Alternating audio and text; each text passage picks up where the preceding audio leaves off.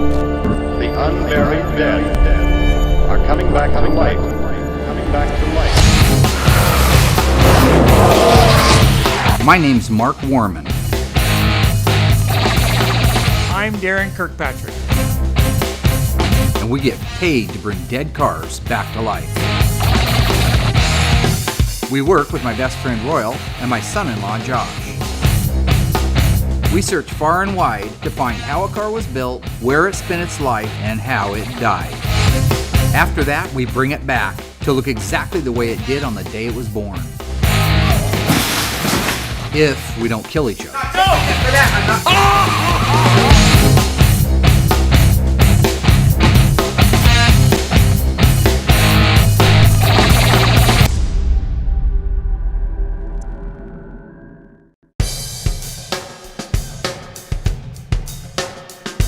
We do everything. We do everything. You do nothing. We do it all. And everybody's talking about it. We prepare and do everything, and you just come out and put it together, and you get all the glory. Everybody says the same thing. I could do all of it by myself. But you know what? You want to? How long would it I take don't you? want to. Yeah, be careful. How long would it take you? I'm mature enough to realize I can't do it all by myself. So right now the guys are kind of ticked off because I spend a lot of time up in the office. What I got to get across to them is that because I'm in the office doesn't mean I'm not working. You know, once again, now he's got Now more- where are you going? now he's got You know more for exactly us to where do. I'm going. The counseling on him is not working. It's not working. You want a Wow. job? Here's your job. What is it? You're going to help me. What Because what did I tell you about working on a car? What did I tell you 1,000 times about working on a car? There's more to a car than just a wrench. Yes. There's more to work. Well, another word we like to use in there. We like to group words together. And make There's a more to sentence. working on a car than using just a wrench. Yeah, you use your brain. You research them. Because we can't go forward if we don't know what happened. We don't know if we don't know that the car might have got a dealer installed accessory, right? Right. So I'm going to give you. What happened to your ears? Getting these guys to focus is borderline impossible. So maybe if I give them their own cars with their own VIN numbers, their own history to search out, they can report back to me something intelligible with any luck at all, and maybe begin to learn the importance of what I do in the office. That's your car, okay? I want you to learn everything there is to know about that car, both now, as in learn what options it has, okay? How it's built, where it was made. I want all those things, but then I'm gonna have you start doing the research on it. Okay. Because you guys say I'm up here all the time and you want me out there, I'm fine to be out there. But I can't follow who owned that car and when it was owned and where it was sold But this new is at. I make- can't do all those things. It makes a huge difference in it. And why are you chiming in? I actually hate Darren. And you're always making fun of us. How do you expect us to get anything done? You can You, make fun Uncle of him for Fester. everything. I have limited knowledge. You know so what? just You give do me the have limited paperwork. knowledge, but I'd like you to have more knowledge. I'm going to give you the sunroof Challenger. Oh, That's actually nice of you. Yeah, since they made about 9 of them or so. Mark assigned me the sunroof car to track down the history on. The history is a part of the car, I understand that, but the research part is not real fun for me. You, 71 Cuda, you know the most about it. Rubble. My point is this, okay? It's real simple. I know you guys get all frustrated because I'm up there in the office doing nothing. But do you realize that just one phone call could lead to the original number matching motor? You should know that. You've been around here long enough to know that.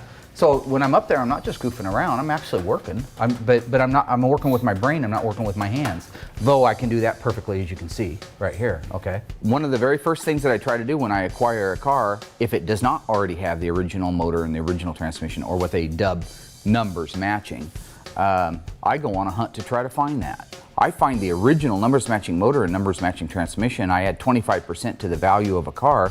That's worth taking the time and finding the original parts. Is it worth $16,000 and reuniting a car with its original motor that it left the assembly line with 40 years ago? Is it worth taking a few hours and backtracking it? Yes. Sure. Rest my case. The 1970 Plymouth Roadrunner is completely finished and is on our showroom floor waiting for the owner to come down and pick it up. The 1971 Plymouth Cuda 344-speed triple black Phantasm homage car is in the process of having the rest of the bodywork finished on it and ready to be turned over to me for final block sand and paint.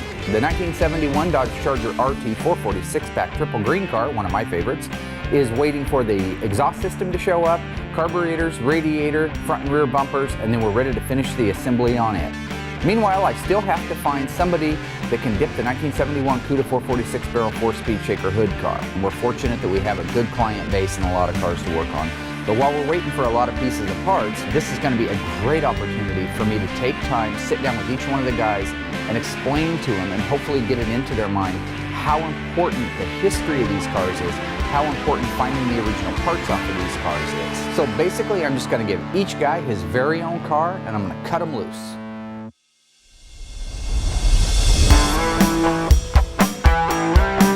I'm setting Josh up with the sandblast pressure pot so he can do the few spots outside on the 70 sunroof car. Darren and I are going to start doing some research history together on the orange 71 Cuda. And this address was in the phone book. The phone number's no good now. We're attempting to get a phone number for Greg Mickelson, who is a prior owner of the 71 Orange Cuda. We're sorry. Good, nice. Your call cannot be completed as dialed, or the number has been disconnected. Sorry, that listing again, please. Okay, Gregory Mickelson and Eugene. There That'd he be is, him. right there. That's him. See, Greg Mickelson has two mutual friends. Weird. Okay. What are the odds of that? Colette and Josh's mom. Uh-oh, a little bit of hanky-panky here. I wouldn't assume that automatically. No, I'm joking. It was a joke. Hey, Mom. Give me a call back. You said that you were headed down here. So I've been trying to get a hold of my mom for the past hour and a half. My mom apparently knows Greg. I don't know how. Nothing. I've tried calling, tried texting. She hasn't called back or text back or anything. Yeah, it's fine. Yeah. Wow, now you answer. I have a question for you. So we have a fan on the Graveyard Carz Facebook site. His name is Greg Mickelson. It's amazing. Not only was Greg Mickelson a fan on our Facebook page, but he was some kind of friend of Josh's mom's. So you actually know him really well, though. Yes, I do. I know him. He works out at, right now he works out at the Fall Creek Nursery out there. Yeah, I can, I'll Facebook him and see if I can get his phone number if you want. That would be great. Okay, cool. All right, thanks, Terry. Okay, talk to you later. Okay, bye. All right, thanks, Mom. Okay, bye, honey. Okay, bye. There's your small world for you. If you do anything stupid, I'm gonna kick your kidneys in, you fool. We're gonna go check out the crash site. It brings back mixed emotions. I start cutting the heck out of his motorcycle seat, and I don't see him for days after that.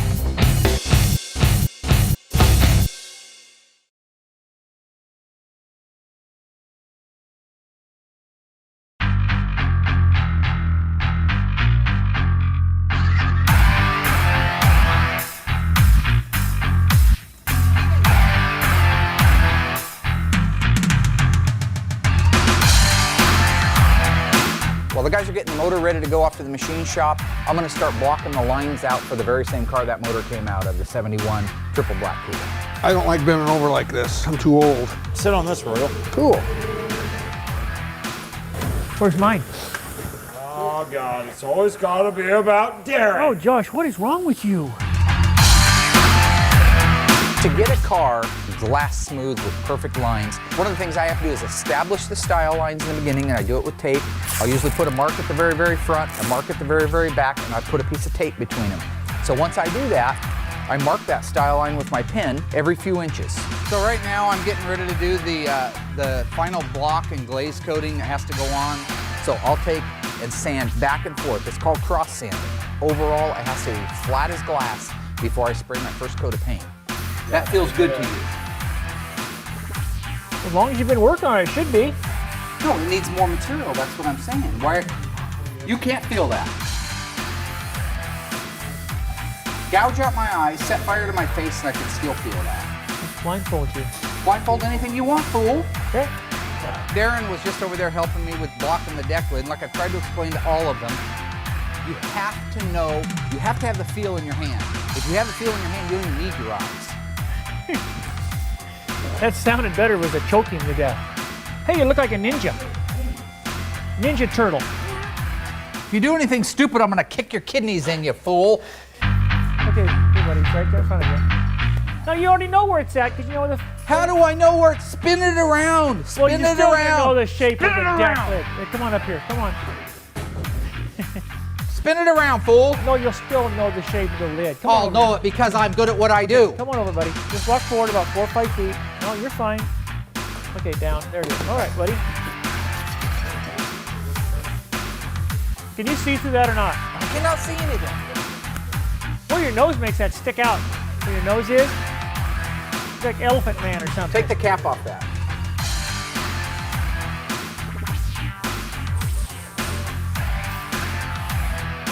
Get the f out.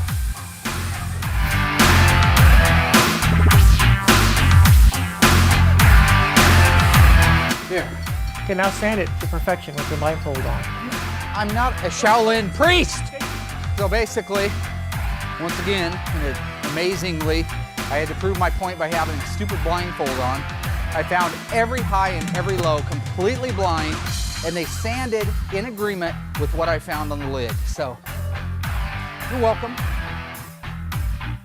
Have you bothered to get the bolts for this when it gets up in the air, or you just gonna all stand around and look at each other? They're on it. Oh, gosh, Mark. They're on it, Mark. We got it right here. We got it covered. I've known Mark for 30 years. I know how he thinks. He came over to babysit us on the motor. He didn't need to. He just likes to be the big man on campus. We don't need babysat. We can take care of it ourselves. Whoa! That should be good. That should be good on there. And we're leaking energies. Oh, somebody didn't put the pin in that leg. They're running around like everything's everything, throwing wrenches and stuff. Next thing I know, the motor's all over the ground. Well, I guess everything isn't everything, is it?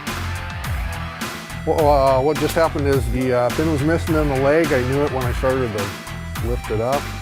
I looked for it, had ask somebody else to look for it. Nobody found it, obviously. God, you guys are miracles, just walking miracles.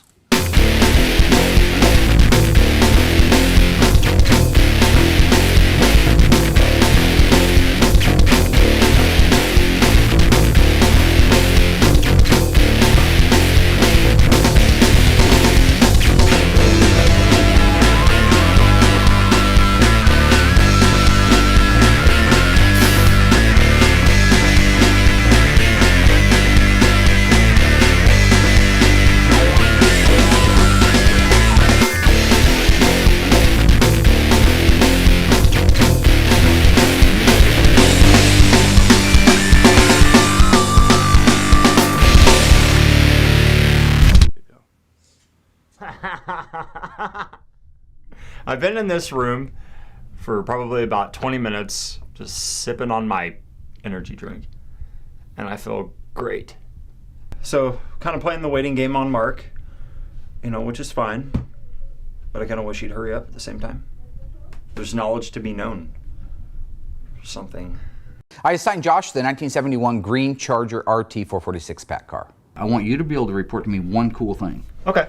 I mean, that'll make you a hero. I'll grab the phone. You just give me a second to answer. Okay. So there are 2 names and phone numbers on the outside of the jacket for the 71 Charger RT. Dave and Jim.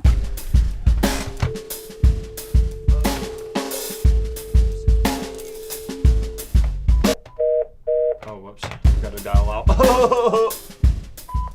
Hey Dave, how's it going? My name is Josh Rose, and I am with a television show called Graveyard Carz, and I'm trying to track down some history on a 1971 446 pack Dodge Charger. It was our guy, so I went ahead and left him a message with the phone number, everything, so he should be giving us a call back. I hope. I really hope, or else Mark seems to think that he can take his wrath out on me. You walk like a duck. I walk like a duck. That's great. Here's how you walk. How do you walk? I walk like this? Yeah, pretty much. No, I don't. How would I ever get anywhere? I don't know. Look at my footprints. Why do you get so angry? I get mad because you do this horse crap every time. I don't walk like a duck. Look at my footprints. I'll just walk. No, now you're bringing. No, I'm walking just normal. I know that they're a little bit out. A little? Look at. Okay, there. The good news is I got Josh to help me out with one of my 100 tasks in the course of a day. The bad news is I still have to paint the fender for the 71 Cuda, but it's ready. But if we had a crime scene and a criminal investigation, they would have said a duck was there. By the way you walk. All I have to do is endure Darren for the next 45 minutes while I'm painting it, and everything should be fine. You know what I want you to do? I want you someday to listen to yourself and the foolishness that comes out of you. After 10 years of schooling, he commented on it even this morning. FBI training, how to inspect a crime scene. That you're going to go to your sergeant and say, oh yeah, you know what? I think it was a duck because of my feet print. And you'll say you're quacked. Hi, this is Josh. Hey Carz, this is Dave. How you doing? Hey, Dave, how you doing, man? I'm doing pretty well. I'm trying to find the history about a 1971 Dodge Charger. Well, we struck out on that one. I'm a rookie. Look at that high line. Look at that. He's got that all messed up right there. Somebody started out putting the tape on wrong. That tape line represents a body line, and they did not have the body line on the right place on the fender. All I'm saying is it's just not that, it's not rocket science, my God. It's Well, not maybe even not close to everybody's rocket as talented as you are, Mark, sometimes, okay? That's what you tell us daily. Hello, Hi, is there a Jim available? this is him. Hey, Jim, how you doing? My name's Josh, and I work for a company called Graveyard Carz. Well, I'm trying to find some history about a 1971 Dodge Charger, 446 pack, dark green. Oh, right. I'm actually just trying to find out as much history about it as I possibly can. Did you personally own the car yourself? Yeah, I bought it off a guy.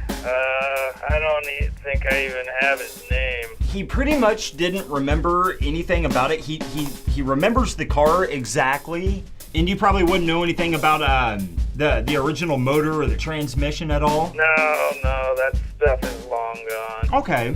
Do you have any pictures by any chance of this vehicle? I might have one side shot of it. Oh, excellent. Is there any way that maybe we can get a copy of it? Let me get a pen and paper so I can get your email. I'll send you a copy. Okay, yeah, that'd be marvelous. He said that he had maybe one picture he had saved to the computer, so I'm gonna go ahead and tell Mark about that.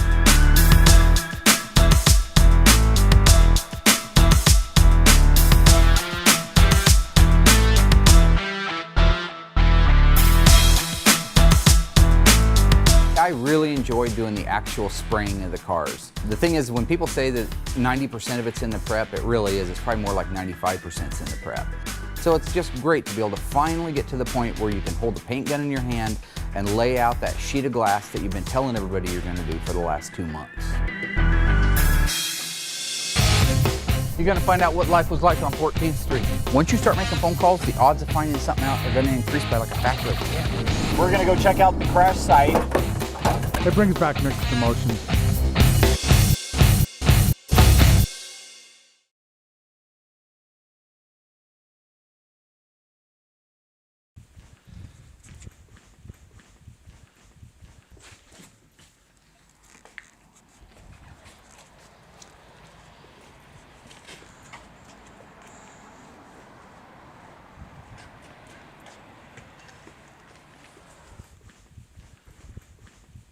Rollo! Chrome Dome! Mr. Clean! Sinbad! Sinead O'Connor! Cue Ball! You seen Cue Ball? Chromium diomside! Nobody out here by that name. What are you doing? Clean this up and take the engine rebuilder. Question for you. 1970 Dodge Challenger sunroof car, remember that? Yeah. The one I gave you? What'd you find out? Not a thing. Is that why the file's still sitting next to my desk? Yep. I have not found out anything. Because you haven't made a phone call. Because I haven't made a phone call. That'll help. Now, once you start making phone calls, the odds of finding something out are going to increase by like a factor of 10. I'd rather be producing on the car, putting the car together, watching it come together. That's more fun than searching the history. You don't think it's important, do you? Truthfully. Yeah, it's just not something. I don't like talking on the phone. Do you remember where we grew up? Yeah. We're going on a tour to Springfield. You may not like it, but you're going.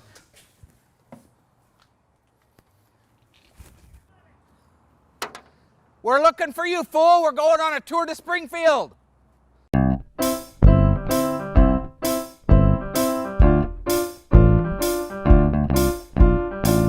I have a question for you. be heard. You know what it's like to have a passion about something? What are you passionate about besides your family? Like what video? I know you're into video games. I love video games. I love music. I have a passion for good music. Okay, but you haven't got an ounce of talent in your body. Tell me about something you could be talented at. Drawing. Huh? I love to draw. Draw, okay. Artistic. The reason we're going on this, Royal knows he grew up with me in this neighborhood. Okay? What did me and Josh come along for? You're coming along so you can appreciate two guys who grew up in the hood with nothing. You can appreciate the cars that we're working on more if you realize where we came from. You ever see Rocky 6? Full circle. This is full circle. This is my neighborhood. Hey, yo. Whatever, fool. This is my old Catholic church. I grew up, I was baptized in it over here. This is the old convent. They don't have nuns anymore, I guess. You, Uncle Fester. What are you doing? Thinking. About what? You're not trying to do the thinking guys pose, are you?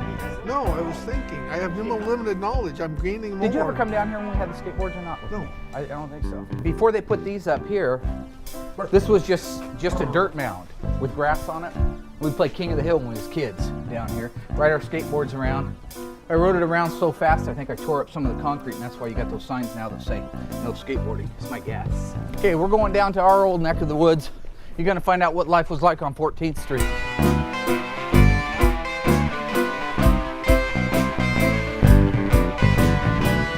Hello. They must not know who's walking across the street. If they did, they'd be swerving trying to hit you. Probably worked on one of their cars. Oh boy.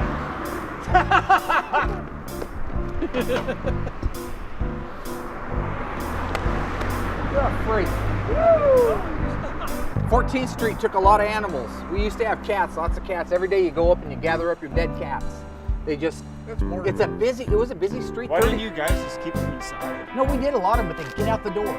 This is my old house here. This is where a lot of action happened. That's where the pool table was when you spit on it, too.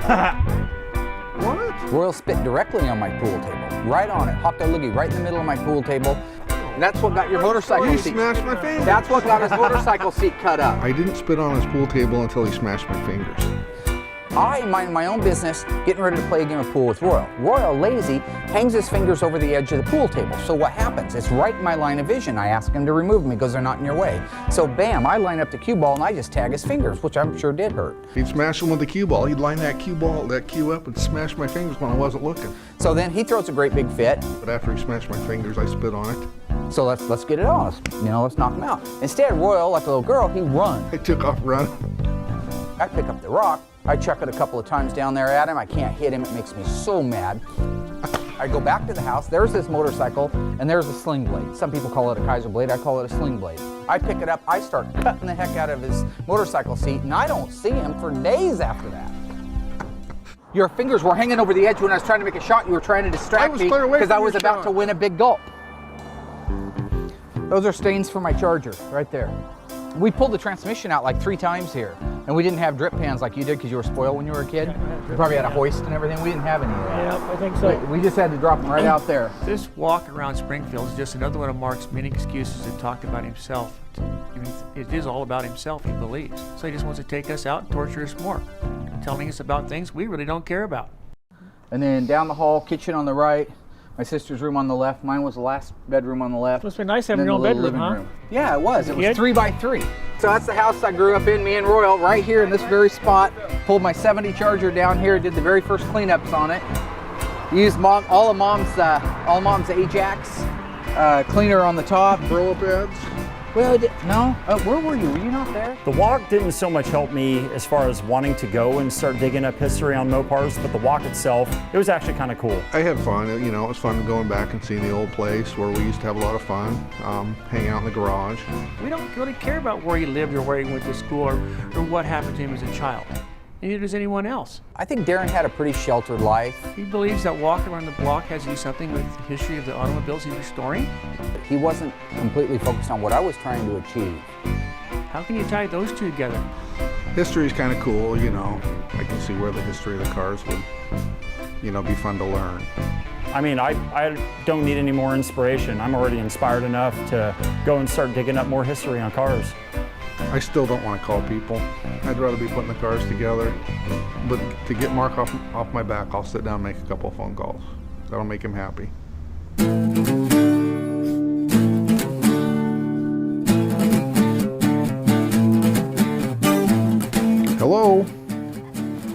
Hi, I'm Royal with Graveyard Carz. Have you seen this on TV yet? I'm just calling to see if you or anyone you know knew about a 70 Challenger with the sunroof. I'm just looking for some information on it. If you could call me back at this number, I'd appreciate it. Thanks.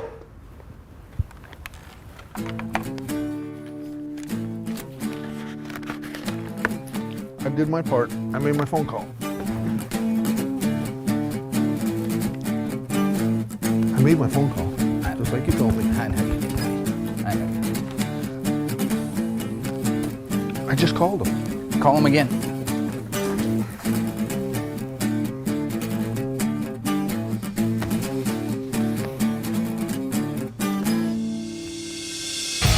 I believe parts of what he said happened. This looked to me like it had a direct impact or something there. That brings back mixed emotions. I wish you would just listen. I wish you would just listen.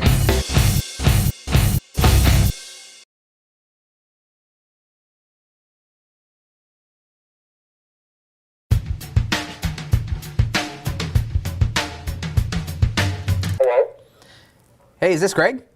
This is. Hey, Greg. We finally got the telephone number for Greg Mickelson, who used to own our beloved 71 Cuda 446 barrel orange car. So can I pick your brain a little bit on that car? Sure. Working on these cars means history. We got the car like from a guy out of Medford who got it from a guy outside of Culp Creek area. When you have an idle minute and no part in your hand, do the other version of work on these cars up here. And he got it from the kid that wrecked it. When I talked to Greg, he had also heard urban legends about how the Cuda was wrecked. What he did was he turned around and he was passing one of his buddies in a truck on a corner out by Monroe, and it was, you know, like one of those real just hairpin corners. Some of the things added up to the stories that we were told years ago when we got the car, and other things weren't so clear anymore. And then he flew up over the top of the truck and landed backwards and, you know, kind of crunched it going back the other way. Jeez.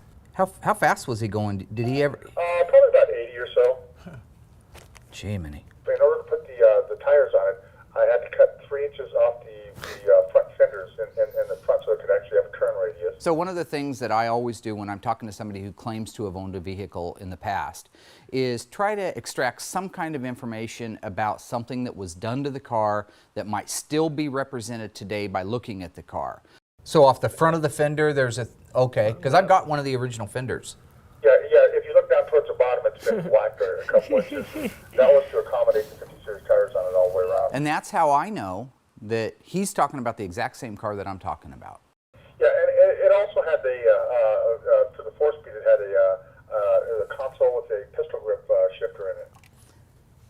It had the console? The data plate for the 71 Cuda shows clearly that the car was not built from the factory with a console in it. Someone might have added it later. I really had a nice time talking with Greg. I asked him if next time he's in Springfield, if he wants to come by, show him the old graveyard, show him all the cars, show him his old car. Like I said, I'd love to drop by there. It sounds pretty cool. See if it looks any different than when he owned it last. Nice guy. Knows more about Mopars than you do. No, he doesn't. He sure did. He sure doesn't. Well, he sure did. A couple things that I thought were weird. He says it had a console, but you know what console brackets look like, right? Yeah. One of the things that Greg remembered about the Cuda when he had it was that it had a console, which is interesting because there's no C16 code on the fender tag to support that. The console could have been added by someone, but there was no brackets put on the floor. Therefore, if it was added, it was not added correctly. There's no sign that they were ever in there. The console bracket is very prominent, it's welded to the floor, and it's not there. It didn't have a factory console. The data plate would have called that out? It would have. It would have been a C16. Now, one thing he said in that was that he put those big TA50s on it, which everybody did. The TA50 was a really wide tire. It was made by BF Goodrich. It was called the BF Goodrich TA Radial. We just cut it down to TA50s or TA60s. A lot of the guys that wanted the big wide tires on the front had to cut a piece of the fender off so that on a turn, the tire would clear the fender. He said he cut that fender.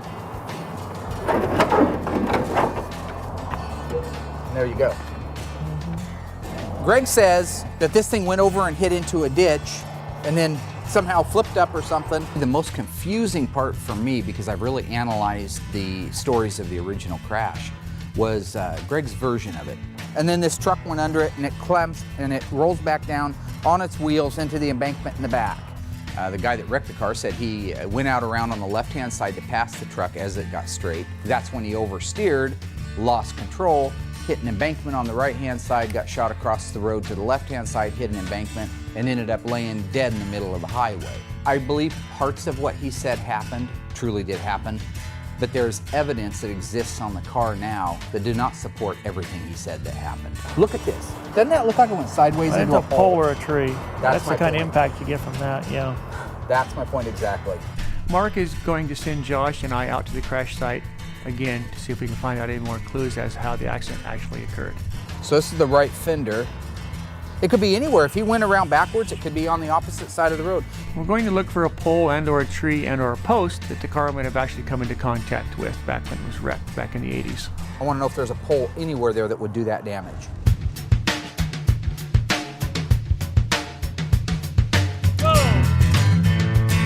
We're gonna go check out the crash site of the 71 440 Cuda to see if there's anything that the Cuda hit, maybe a telephone pole or a tree or a dent in the street sign or something, who knows. Maybe we'll come up lucky, maybe we'll find something. I've actually never been up here before. So, and I've got my little navigator right next to me. Ain't that right, Darren? Wake up!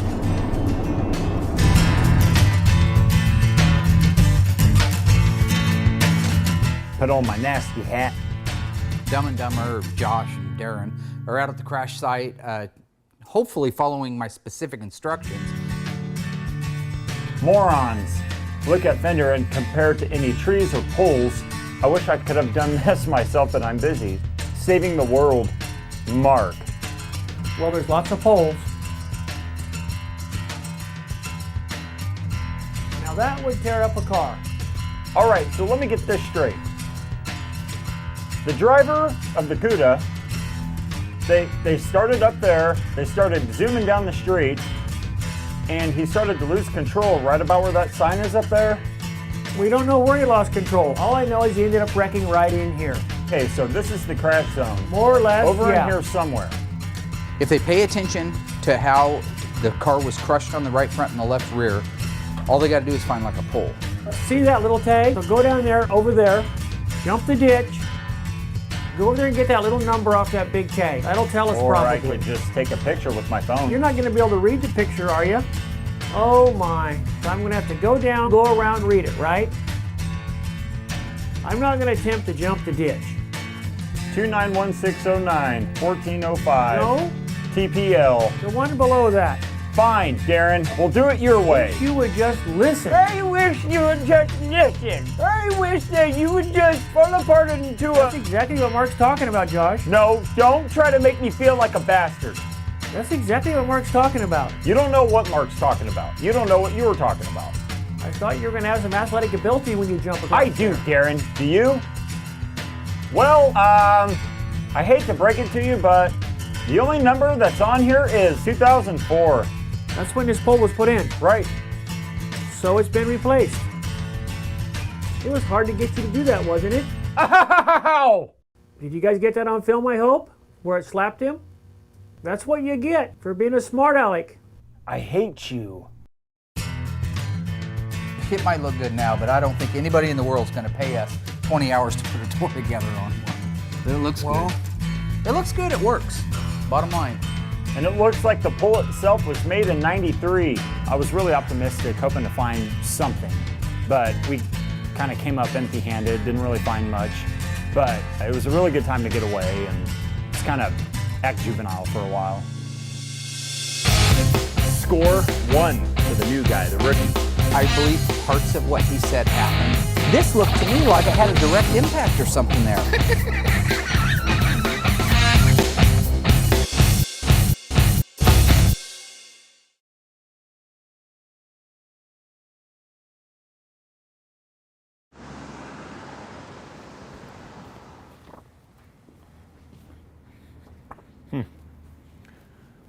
Very nice. Well, I got in touch with Jeff, and he sent me a picture of the 71 Charger 446 pack.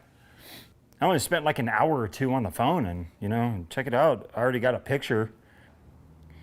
Imagine what we could find out if we spent even more time doing that. Score 1 for the new guy, the rookie. This guy right here.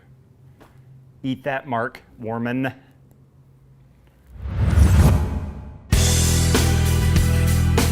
You know, I thought this thing was long gone.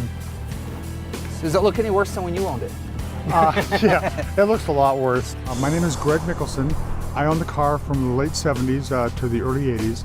I was the last owner to have the car that didn't crash it. You actually had it for a while. Yeah.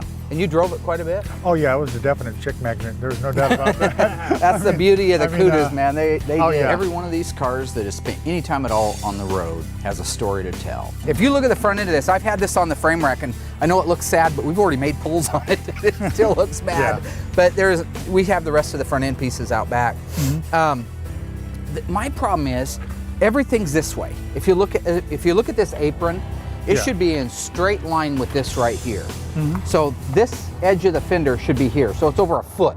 Greg took a few minutes with me, and he explained to me how he had heard about the wreck. You know, here's the car here. He comes around it like this. He oversteers coming back through. He loses it. On that side of the road. Hits on this side of the road, on this side over here, and then flips up and Now over that the top makes of him. sense. And because that way it catches the back also too.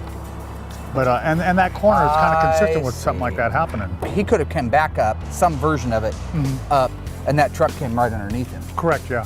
So he told me that the Ford truck and the guys, they were buddies of his. Yeah. That there was actually orange paint on the roof of the truck.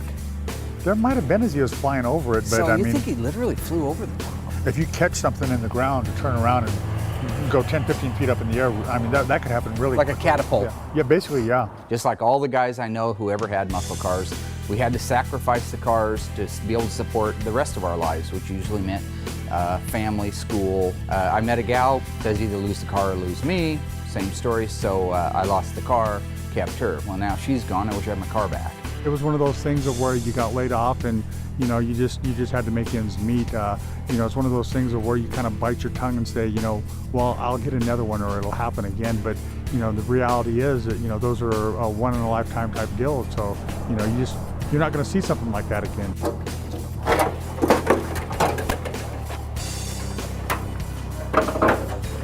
So that is where you cut it right here. I figured, okay, it's stable enough, I can cut it and get away with running the 50s on it, and it makes it like a slot car, so you know you can stick it in a corner and it just holds really well. You had it in the late 70s, 318 in it, Yeah. 440's gone. Yeah. Can you even remember back thinking to yourself, Where was hear, it? either where was it or you heard a story of where it was, anything at all? I had heard that it had been blown, so. Oh.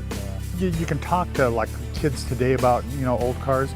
They have no concept.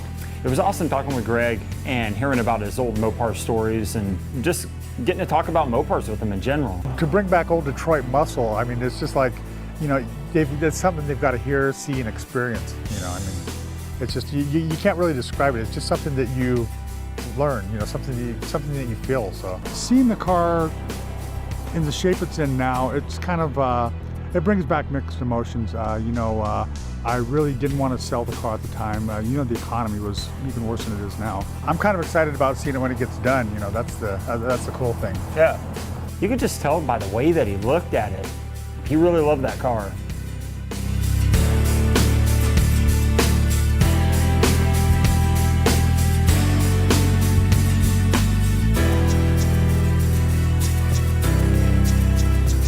Oh look, there's Darren parting his duster.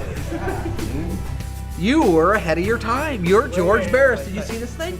Yeah. It's amazing. It's got a GTO spoiler, Cudas shark louvers in the fenders. Let me see that. It was beautiful. That's a really nice car, dude. That's crazy. That's Darren with his little Magnum PI mustache and his. Look at those legs. Those are nice. They're long. Royal came up to me earlier today and said that we got a lot of work done on the car this week, eh, boss? And I'm like, yeah, we did get a lot of work done. And it's starting to dawn on them now that you don't have to have your hands dirty, you don't have to have a hood up, you don't have to be laying under a dashboard to be working on a car. A lot of the working on a car happens up here.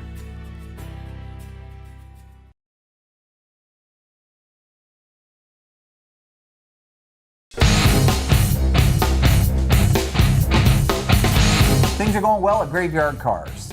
Finally, I got it through your guys' simple minds that history on a vehicle is very important, and that sometimes when you go back in history, it allows you to be able to go forward into the future. Does that make sense to you now? No. And with any luck at all, maybe you guys learned a little something about where I came from. I mean, I know that in your lives, most of y'all pretty much had silver spoons, and it's probably a real culture shock for you to go on my old stomping grounds. You know, growing up in the hood, having your face kicked in every day, looking forward to it, scheduling people.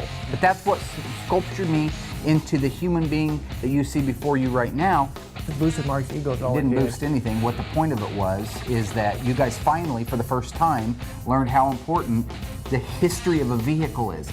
That knowing where a person like myself, one of the greatest Mopar restoration technicians the world's ever known, where did I go? Where did I walk? What does that have to do with the car restoration? It has to do with the fact that you can look back to a carport that once housed a 70 Charger, one of the fastest ones in town, I might add.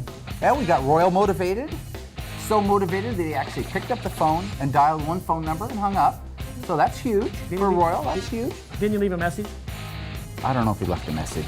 I just don't understand. Anyway, Josh, not only did he find one of the original owners of the 1971 Dodge Charger 446 back, but he actually got a photo of it before, way back in the 70s. What do you mean, oh nice, you've seen the photo. Met with one of the original owners of the 1971 Puda 446 barrel. Owned it back in the 70s. That 80s. No, he owned it in the 70s. It was wrecked in 1980. Why would we interview a guy who says he drove a car in the 80s when it was wrecked before that? I thought the title was he said driving it around on the back of a tow truck? The 80s, so I really thought. This is why you got to walk along.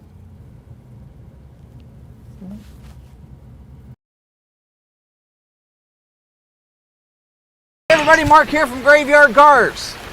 I can't put the top up until you hit subscribe. So I'm begging you. Hit subscribe.